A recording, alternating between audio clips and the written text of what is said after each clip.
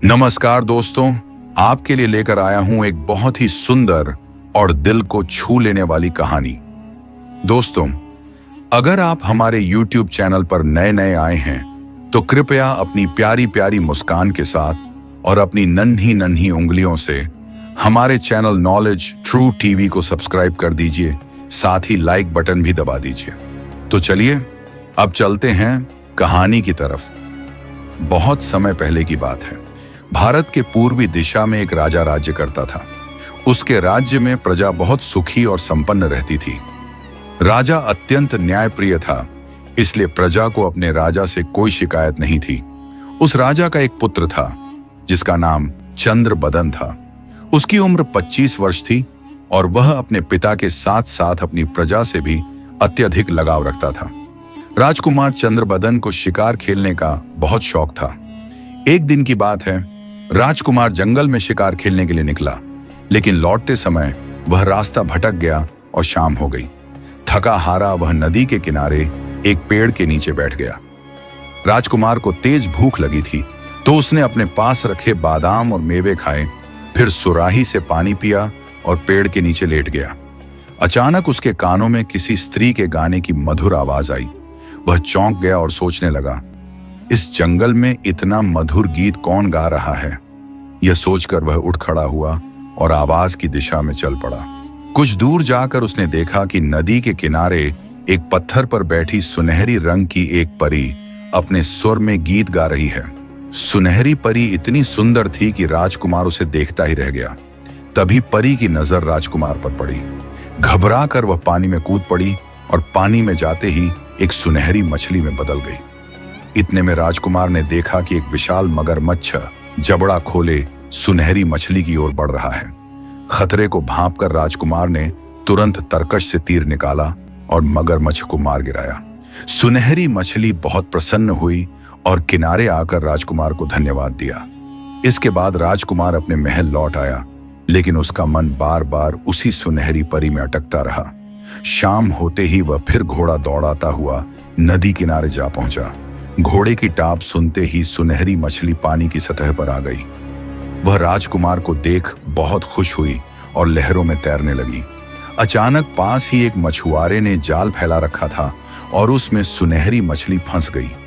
तड़पती मछली को देखकर राजकुमार तुरंत दौड़ा और तलवार से जाल काटकर उसे मुक्त कर दिया। आजाद होते ही सुनहरी मछली फिर से परी में बदल गई। राजकुमार चाहता था कि परी उसके साथ महल चले, लेकिन वह तैयार नहीं हुई। उसने समझाया और इस बार वह एक हंसिनी बनकर आसमान में उड़ गई। उड़ते उड़ते एक शिकारी की नजर सुनहरी पंखों वाली हंसिनी पर पड़ी। उसने तीर चलाया, लेकिन सौभाग्य से तीर उसे नहीं लगा। उड़ते उड़ते उसकी नजर एक हरे भरे छायादार फूलों से लदे वृक्ष पर पड़ी। दृश्य देखकर हंसिनी ने सोचा, क्यों न मैं भी एक फूल बन जाऊं। यही सोचकर वह एक सुनहरा फूल बनकर पेड़ की डाल पर लटक गई। दिन बीता और आधी रात को कुछ डाकू उसी पेड़ के नीचे आराम करने आ गए। उनमें से एक डाकू की नजर उस सितारों की तरह चमकते सुनहरे फूल पर पड़ी। वह लालच में आकर फूल तोड़ने पेड़ पर चढ़ गया। फूल परी समझ गई कि डाकू की नीयत अच्छी नहीं है, इसलिए उसने अपनी जगह बदल ली। डाकू बार बार फूल तोड़ने की कोशिश करता और फूल परी ऊपर नीचे आगे पीछे होकर उसे छकाती रही। आखिर डाकू थककर पेड़ से गिर पड़ा। दूसरा डाकू भी वही कोशिश करने लगा, लेकिन वह भी गिर पड़ा। नीचे खड़े बाकी डाकू ये समझ ही नहीं पा रहे थे कि मामला क्या है। इसी बीच सुबह हो गई। संयोग से राजकुमार चंद्रबदन उधर से गुजरा। डाकुओं ने सोचा कि वह उन्हें पकड़ने आया है, इसलिए उन्होंने उस पर हमला कर दिया। राजकुमार ने साहस पूर्वक उनका सामना किया। सभी डाकू घायल होकर भाग गए, लेकिन इस लड़ाई में राजकुमार भी गंभीर रूप से घायल हो गया। यह देखकर फूल परी को उस पर दया आ गई। वह फिर से परी के रूप में आई और पेड़ की पत्तियों का रस निकालकर राजकुमार के घाव पर लगाया। हाथ फेरते ही राजकुमार पूरी तरह स्वस्थ हो गया। राजकुमार परी को देखकर बहुत खुश हुआ और फिर से अपने महल चलने का आग्रह किया। उस समय अपने पिता की मृत्यु के बाद वह राजा बन चुका था। सुनहरी परी ने कहा, यदि आप हमेशा प्रजा की भलाई के लिए कार्य करते रहें तो मैं रानी बनकर आपके साथ रह सकती हूं। राजकुमार ने वचन दे दिया। फिर दोनों का विवाह धूमधाम से हुआ। राज्य की प्रजा इतनी सुंदर रानी को देखकर खुशी से झूम उठी, मगर राजा के दरबार में कुछ ऐसे लोग भी थे जो राजा के भाग्य से जलते थे। उन्होंने सुंदर रानी के खिलाफ तरह तरह की अफवाहें उड़ानी शुरू कर दी। कहना था, इतनी सुंदर स्त्री कोई मानव नहीं हो सकती। जब यह बात रानी बनी सुनहरी परी के कानों तक पहुंची तो उसे बहुत दुख हुआ। उसने राज्य छोड़कर वापस चले जाने की राजा से अनुमति मांगी, मगर राजा ने उसे समझा बुझाकर उसके मन को धैर्य बंधाया। इसके बाद राजा चंद्रबदन ने अफवाह फैलाने वाले दरबारियों को पकड़कर कड़ा दंड दिया। उनमें से एक दरबारी मौका पाकर किसी तरह भागकर पड़ोसी राज्य में चला गया। वहां का राजा बड़ा लालची था। उस दरबारी ने पड़ोसी राजा से सुनहरी रानी के रूप की इतनी प्रशंसा की कि वह राजा उसे पाने के लिए चंद्रबदन के राज्य पर चढ़ाई करने के लिए तैयार हो गया।